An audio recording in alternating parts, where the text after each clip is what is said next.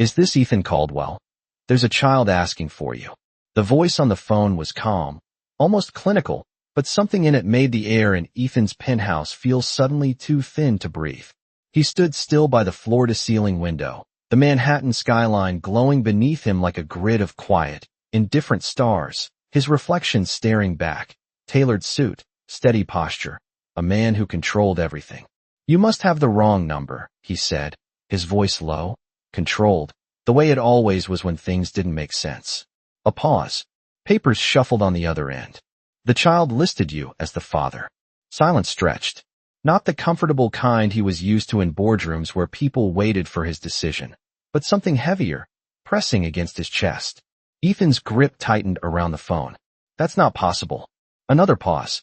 Then softer this time. "Her name is Lily Harper." The name didn't just land. It cracked something open. For a second, the city disappeared. The glass, the lights, the distance, all of it replaced by a memory he had buried so deep he almost convinced himself it never happened. Rain against a windshield. The faint hum of tires on wet pavement. And her, standing under a flickering streetlight, soaked through a thin coat, arms wrapped around herself like she was holding the last pieces of her world together. He could still see it, the way she looked at him when he first made the offer. Not with fear, not even with hope, just calculation. "I'm not asking for love," he had said that night, sitting across from her in the back of a quiet cafe that smelled like burnt coffee and rain-soaked coats. "This is a contract. 6 months. You'll have everything you need." She didn't answer right away, just stared at him, eyes steady, unreadable. Then, quietly, "And when it's over?" "You walk away," he replied. Clean. Simple. Controlled. That was how Ethan Caldwell handled everything. But she had tilted her head slightly, like she was weighing something deeper than money or survival. "If I leave," she said, her voice soft but unshakable, "you don't come looking for me." He remembered the way that line had annoyed him. Not because it was unreasonable, but because it implied she thought she mattered enough to be searched for. He had almost smirked. That won't be a problem. And yet, now, 6 years later, standing alone, in a penthouse worth more than most people would see in a lifetime, that single sentence echoed louder than any deal he had ever closed. On the phone, the voice spoke again, pulling him back. "Mr. Caldwell, she's been asking for you." Ethan didn't respond immediately. His reflection in the glass looked the same, but something behind his eyes had shifted. "Which hospital?" he finally asked. As he ended the call, his gaze drifted to the one thing in the room that didn't belong in his world of precision and control, a small, worn object tucked on the edge of his desk. Something he had never thrown away. Something he never had a logical reason to keep. His hand hovered over it for a moment, then stilled. 6 years ago, he had made sure everything ended exactly the way he wanted. Clean. Controlled. Final. So why did it feel like nothing had ever really ended at all? Rain tapped softly against the hospital windows as Ethan stepped through the sliding glass doors, the scent of antiseptic and polished floors replacing the quiet luxury he had left behind. And for the first time in years, he was not walking into a room where people expected him to lead, but into one where he did not know what he would find. A nurse greeted him with a polite smile that faded slightly when she read his name, as if she understood something he did not. "Mr. Caldwell, this way," she said, her voice gentle, and he followed without speaking, his shoes echoing faintly down the hallway, each step pulling him further from the man he had been just an hour ago, and closer to a past he had never truly faced. 6 years earlier, Lily Harper had not belonged in his world, not in the sleek conference rooms or the quiet penthouse dinners where every detail was controlled. She moved differently, spoke differently. She noticed things he had trained himself to ignore, like the way he skipped meals when he was stressed or how he never sat down unless it was for a purpose. "You should eat," she had told him once, placing a plate in front of him in the kitchen of a penthouse she never tried to claim as her own. "You cannot run a company on coffee alone." He had looked at her then, slightly annoyed, slightly amused. No one spoke to him like that. Not employees, not partners, not even family. But Lily did not speak to Ethan Caldwell, the CEO. She spoke to the man he had forgotten how to be, and that had unsettled him more than any negotiation ever could. Back in the hallway, the nurse slowed near a closed door. "She is in there," she said quietly, then hesitated before adding, "The child has been waiting." Something tightened in Ethan's chest at that word. Child. It did not fit into the life he had built, did not belong in the carefully structured reality he controlled. And yet here it was, waiting behind a simple wooden door. His hand hovered over the handle, but did not move, because suddenly he remembered the night everything broke. The room full of investors, the sharp lights, the whispers that spread like a ripple when Lily's name was mentioned, accusations dressed as concerns, questions about her background, her intentions, her place beside him. And he had stood there, silent, calculating, choosing the company over the woman who had quietly become the one constant in his life. He told himself it was necessary, that protecting the business protected everything. But when he looked at her across that room and saw the way her eyes changed, not angry, not dramatic, just done, he knew something had shifted that he could not undo. She had not argued, had not caused a scene. She simply walked away. And by the time he returned home that night, the closet was half empty, the small details she had brought into his world gone as if they had never existed. Except for one thing, the condition she had written into that contract, the line he had dismissed without thought. If I leave, you do not come looking for me. And for the first time in his life, Ethan Caldwell had followed a rule he did not make because he believed control meant respect.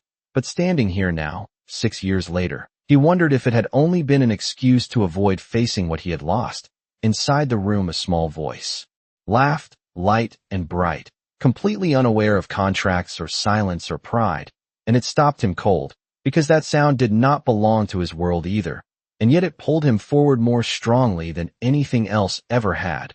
His hand finally pressed down on the handle, slow, deliberate, as if opening that door would not just reveal a hospital room, but unravel everything he thought he understood about the past, about Lily, and about himself.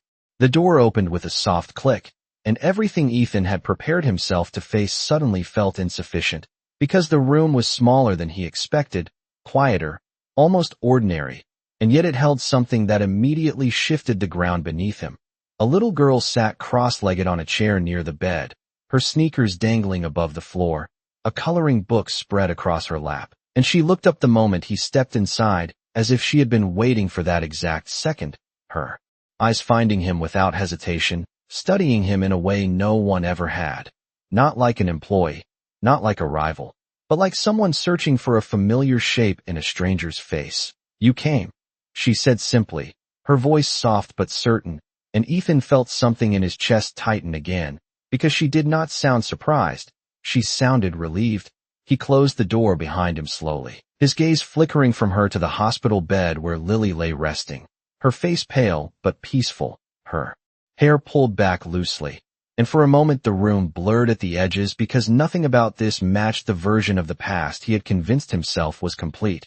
Are you Ethan? The girl asked, tilting her head slightly, and he nodded before he could stop himself. Yes. The word came out quieter than he intended. She smiled then, small but genuine, like it confirmed something she already believed. Mom said you would be taller, she added, and that simple sentence hit him harder than anything else had, because it meant Lily had spoken about him, not as a mistake, not as something to erase, but as someone who still existed in her world. His eyes moved back to Lily, searching her face for answers she had not yet given. She is sleeping, the girl continued, as if she understood his silence. The doctor said she needs rest, but she kept asking if you would come.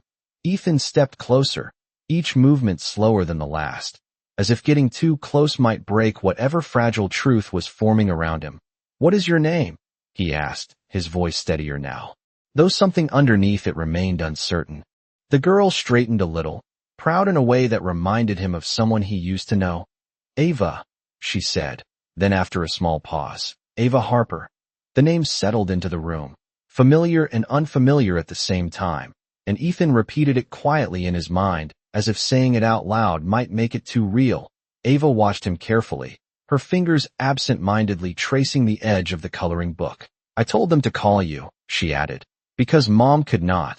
There was no accusation in her tone, only a simple explanation, and somehow that made it harder to respond.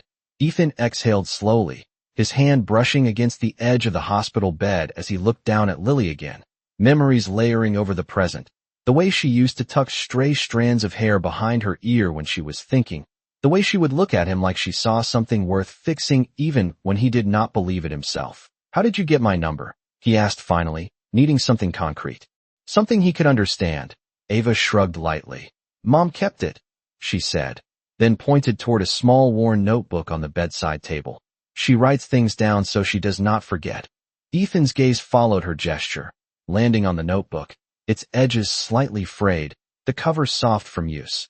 And something about it felt achingly familiar, like the object on his desk he had never been able to throw away. Ava slid off the chair and walked over to him without hesitation, stopping just a few feet away, close enough that he could see the small details in her face, the curve of her smile, the steadiness in her eyes. And then she asked the question he was not prepared for, not in a boardroom, not in a contract, not in any version of the life he had built. "Are you really my dad?" And for the first time in years, Ethan Caldwell did not have an answer. Ava's question lingered in the air, soft but unrelenting, and Ethan felt the weight of it settle somewhere deeper than logic, deeper than the careful structures he had spent years building to protect himself from uncertainty. He looked at her, really looked this time, not as a situation to assess, but as a person standing in front of him. And there, it was in the small details he could not ignore, the shape of her eyes, the quiet steadiness in the way she held his gaze, something familiar woven into someone entirely new. His throat tightened slightly before he answered. I do not know." The honesty surprised even him, because Ethan Caldwell was not a man who admitted uncertainty, not in deals, not in decisions, not in anything that defined his world. But Ava did not seem shaken by it. She simply nodded as if she had expected that answer all along. "That is okay," she said gently, then glanced back at the bed. "Mom said you like facts, not guesses." And something about that made his chest ache in a way he could not immediately understand, because Lily had remembered him not just as a name, but as a pattern, as someone she had studied and understood even when he never offered her the same in return. Ethan reached for the small notebook on the bedside table, his fingers brushing over the worn cover before he picked it up. It felt lighter than he expected, and yet heavier with meaning, like it carried years he had never seen. He hesitated for a moment, then opened it. Inside were pages filled with careful handwriting, neat but lived in, notes about appointments, reminders, small lists, and then between them, fragments that were not meant for anyone but her, short sentences, quiet observations. "Ava likes pancakes on Sundays. Remember to fix the loose cabinet handle. Do not forget to rest." Simple things, ordinary things, the kind of life he had never made space for. And then his eyes caught something that stilled him completely, a name written more than once, not highlighted, not emphasized, just present. "Ethan prefers his coffee black." Ethan does not sleep when he is worried. Ethan pretends not to care, but he does. The words were not dramatic. They were not accusations. They were simply truths she had carried with her even after she left. And for the first time Ethan felt the sharp realization that the story he had told himself about her walking away cleanly had never been real, because Lily had not erased him. She had just learned to live without him. "She writes a lot," Ava said quietly, stepping closer, her voice breaking through his thoughts. "She says writing helps her remember what matters." Ethan closed the notebook slowly, his hand lingering on the cover as if letting go too quickly might erase what he had just seen. "Why did she not contact me?" he asked, the question coming out softer than he intended. Ava tilted her head again, thinking, then answered with the same calm honesty she had shown from the beginning. "She said she made a promise." Ethan's breath caught for a second, because he knew exactly which promise she meant, the line written into a contract he had once treated like a formality. "And you know," Ava added, her small voice steady. "Mom keeps her promises." The room fell quiet again, but it was no longer the same silence as before. It was heavier now, filled with things unsaid and truths that had been waiting far too long. Ethan looked at Lily once more, really seeing her not as the woman who left, but as the one who had stayed strong enough to carry everything on her own. And in that moment the control he had relied on for so long felt less like strength and more like something that had cost him far more than he had ever calculated. The quiet hum of the hospital room settled into something almost fragile as Ethan remained standing beside the bed, the notebook still in his hand, the weight of its pages far heavier than any contract he had ever signed. He glanced at Ava, who had returned to her chair, but was no longer coloring, instead watching him with the kind of patience that did not belong to a child, as if she understood that something important was unfolding even if she could not yet name it. Ethan exhaled slowly and set the notebook back where he found it, careful, almost respectful, then pulled a chair closer to the bed and sat down. The movement unfamiliar, uncalculated. He had not sat beside someone like this in years, not without an agenda, not without a reason that could be measured or justified. His eyes rested on Lily's face, and for a moment he simply observed the rise and fall of her breathing, steady but tired, and it brought back another memory he had not allowed himself to revisit, a late night. In the penthouse when she had fallen asleep on the couch waiting for him, a book slipping from her hand, the television still playing softly in the background. He had stood there that night too, watching, unsure why the sight of someone staying for him felt so unfamiliar, so undeserved. And instead of waking her gently, instead of acknowledging the quiet care in that moment, he had turned off the lights and walked away, telling himself it did not matter, that nothing about this arrangement was meant to last. But now sitting here, he realized how many small moments like that he had dismissed without understanding their weight. She gets tired more lately, Ava said softly, breaking the silence, her voice careful as if she did not want to disturb the room. But she still smiles when she talks about you. Ethan's gaze shifted slightly, the words landing deeper than he expected. What does she say? He asked, and Ava thought for a moment, then answered honestly. She says you always look like you are carrying something heavy, even when your hands are empty. Ethan let out a quiet breath, almost a laugh, but without humor, because it was exactly the kind of thing Lily would notice, the kind of truth she would say without trying to soften it. He leaned forward slightly, resting his elbows on his knees, his hands clasped together, a posture that felt less like control and more like surrender. Why did she not tell me about you? He asked, not looking at Ava this time, but at the space between his hands. Ava did not answer right away. Instead, she slid off her chair again and walked closer, stopping beside him.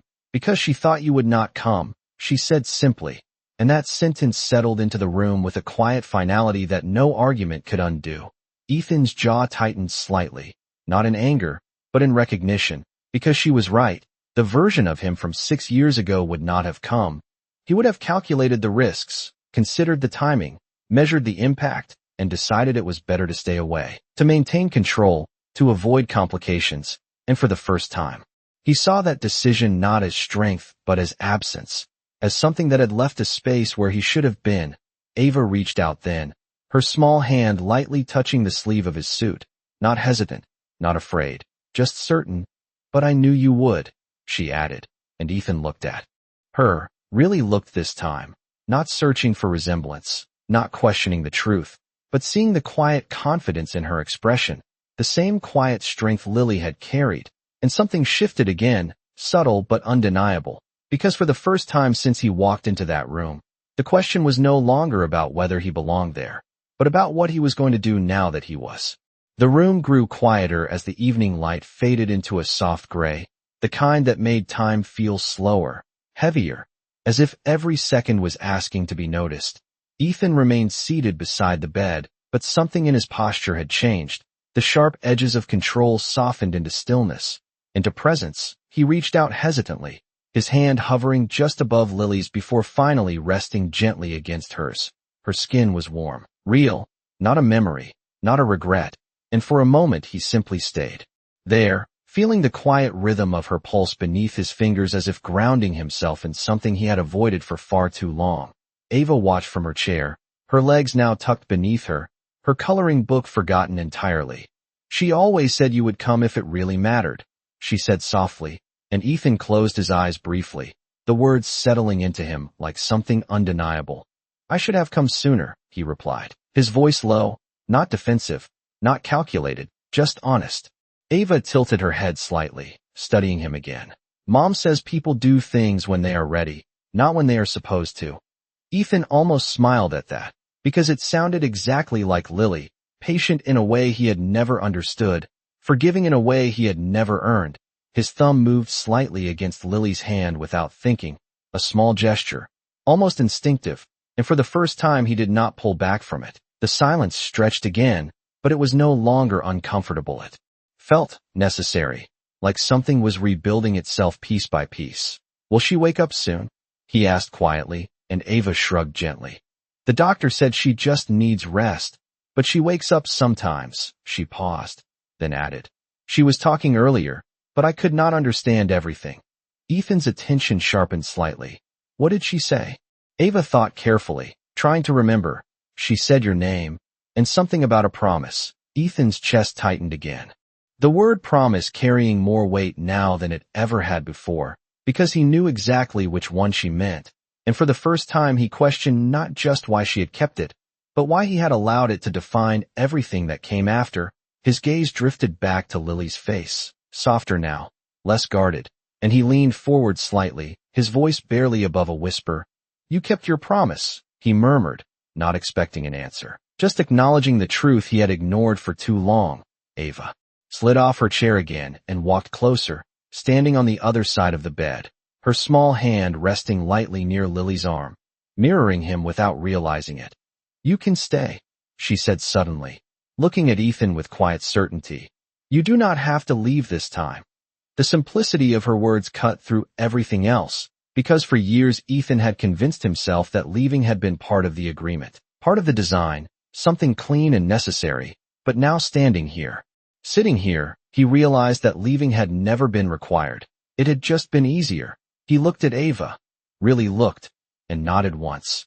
Not as a decision made out of obligation, but as something chosen, something real.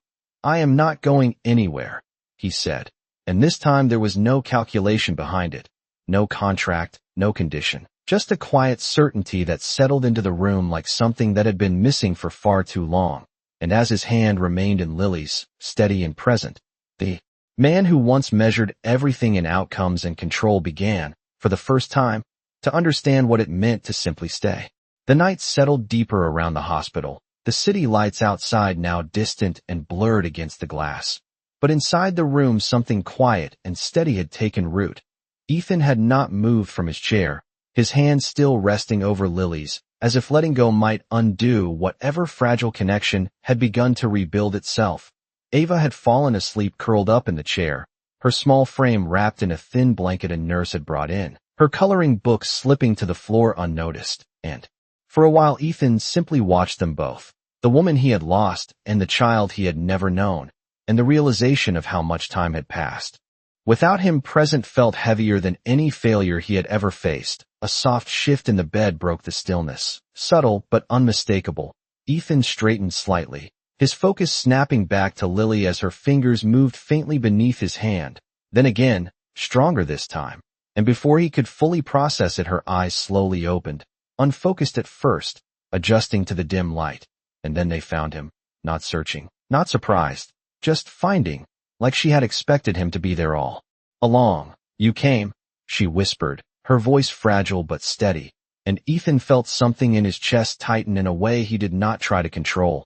"I should have come sooner," he replied, the words leaving him without calculation. Lily's lips curved into the faintest smile, tired but real. "You always say that when you are late," she murmured, and the familiarity of it, the quiet humor, broke something open inside him that had been sealed for years. He let out a breath he did not realize he had been holding, his hand tightening slightly around hers. "I did not know," he added, his voice lower now, more honest than it had ever been.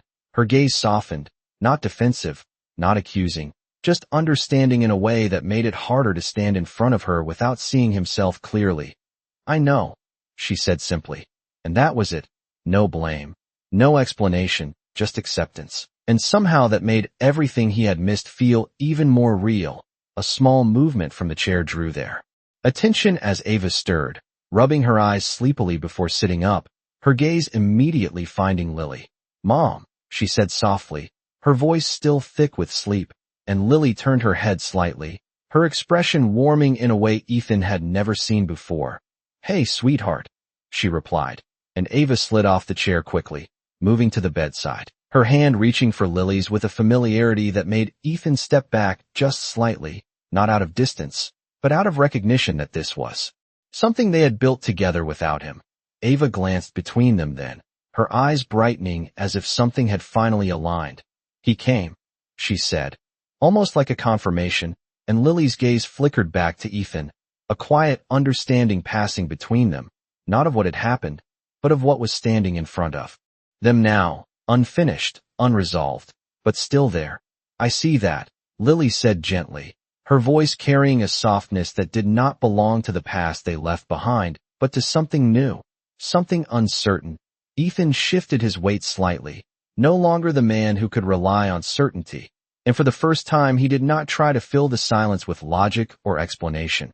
Instead, he simply stood there, present, real, and when Ava reached out without hesitation and took his hand with her free one, linking them together across the bed, something changed in the space between them, not fixed, not resolved, but undeniable, because for the first time there was no contract, no condition, no distance written into what they were, only a quiet, fragile beginning that none of them could ignore anymore. Morning light slowly filled the hospital room, soft and pale, carrying a quiet sense of something new beginning whether they were ready for it or not. Ethan had not left, not once. Not even when the nurses came and went or when the city outside shifted from night into day. He remained where he was, not out of obligation, but because leaving no longer felt like an option he could justify. Lily was awake now, resting against the pillows, her strength still fragile, but her presence undeniable, and Ava sat between them on the edge of the bed, her small hands moving as she spoke about things that seemed simple but somehow held the weight of a life Ethan had never seen. "We have pancakes on Sundays," she was saying, her eyes bright. "Even if they are a little burned sometimes." Lily smiled faintly at that, glancing at Ethan. "They are always a little burned," she added, and there was a softness in her voice that carried familiarity. Not the kind that belonged to a contract, but something deeper, something lived. Ethan listened, really listened, not just to the words but to the spaces between them, the rhythm of a life built without him. And instead of feeling shut out, he felt something else entirely, something unfamiliar but steady, the quiet realization that this was not something to take over, but something to earn his place within. "I did not know you liked pancakes," he said after a moment, his voice calm, almost careful. Lily's eyes met his, and for a second neither of them looked away. "There were a lot of things you did not know," she replied, not harsh, not cold, just honest, and Ethan nodded slightly, accepting it without defense, because for once he understood that explanations would not fix what had been missing, only actions would. Ava shifted slightly, her gaze moving between them as if sensing the weight of the moment. Then she reached out again, taking Ethan's hand without hesitation. "You can come on Sundays now," she said simply, as if it were the most natural solution in the world. Ethan looked down at her small hand wrapped around his, then back at Lily, something unspoken passing between them, not agreement, not forgiveness, but possibility. "If that is okay," he said, not to Ava this time, but to Lily, and the difference mattered. Lily studied him quietly, not the man who once controlled everything, but the one sitting in front of her now, still unsure, still learning how to stay, and after a moment she nodded, a small movement, but one that carried more weight than any contract they had ever signed. "We can start there," she said, and it was not a promise, not a resolution, just a beginning. But it was real. Ethan exhaled slowly, something inside him settling, not into certainty, but into intention. He reached into his coat pocket, then, and pulled out something small, something worn from years of being kept, but never used, and placed it gently on the bedside table beside the notebook. Lily's eyes shifted to it, recognition flickering across her face. It was the original contract, folded, untouched, preserved like a relic of something that had once defined them. Ethan looked at it briefly, then back at her. "This does not apply anymore," he said quietly, not as a declaration, but as a release. Lily's gaze lingered on the paper for a moment longer before she reached over and closed the notebook beside it, covering the contract completely, not erasing it, but choosing something else over it. Ava watched the small exchange with curiosity, then smiled without fully understanding why, because to her it was simple, two people deciding to stay.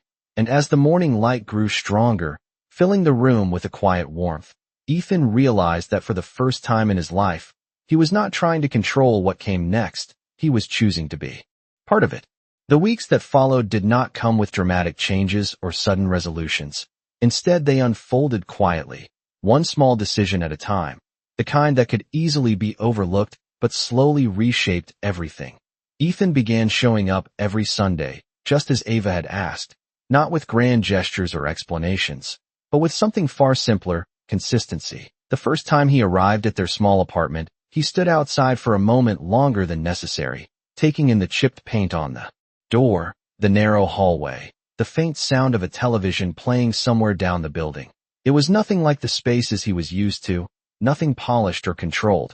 And yet when Ava opened the door with a bright smile and immediately pulled him inside, as if he had always belonged there, something in him eased in a way no penthouse ever had. Lily watched from the kitchen, leaning lightly against the counter, her expression calm but observant. She did not rush to meet him, did not fill the space with words. She simply let him step into it on his own, and he did, slowly, uncertain at first, but present, truly present. "You are early," she said after a moment, her tone neutral but not distant.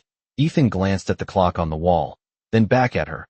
"I did not want to be late again," he replied, and something in that simple statement carried more weight than any apology he could have offered. Lily held his gaze for a second longer before turning back to the stove. "Good," she said quietly, and that was enough. The mornings became a rhythm, pancakes slightly uneven, laughter from Ava filling the small space, conversations that started simple but gradually grew deeper, not forced, not rushed, just allowed. Ethan found himself noticing things he had never paid attention to before: the way Ava lined up her crayons in perfect rows, the way Lily paused before answering certain questions, as if choosing honesty over ease, the way the apartment, though small, held a kind of warmth that could not be designed or bought. And in those moments he understood something he had missed for years: that presence was not about control or perfection, it was about showing up, again and again, even when it felt unfamiliar, even when it required him to let go of who he used to be. One afternoon, as sunlight filtered through the thin curtains and Ava worked quietly on a drawing at the table, Ethan stood by the window, looking out at the street below, not distant this time, just thoughtful. Lily stepped beside him, her presence steady. "You are different," she said, not as a question, not as a judgment, just an observation. Ethan let out a small breath. "I am trying to be," he replied, and there was no hesitation in it, no hidden agenda, just truth. Lily studied him for a moment, then nodded slightly, as if acknowledging something real, something earned, not given. Ava looked up from her drawing then and walked over, holding the paper carefully. "I made this," she said, handing it to Ethan. It was simple, 3 figures standing side by side, uneven lines, bright colors, but unmistakable in its meaning. He looked at it for a long second, something tightening in his chest again. But this time it was not regret. It was something steadier, something that felt like belonging. "Where should I put it?" he asked, his voice softer now. Ava grinned. "Anywhere you want. It is yours." And for the first time in his life, Ethan Caldwell realized that what mattered was not the space he owned, but the place he chose to return to, again and again, not because he had to, but because he finally understood that staying was not a loss of control, it was the beginning of something real.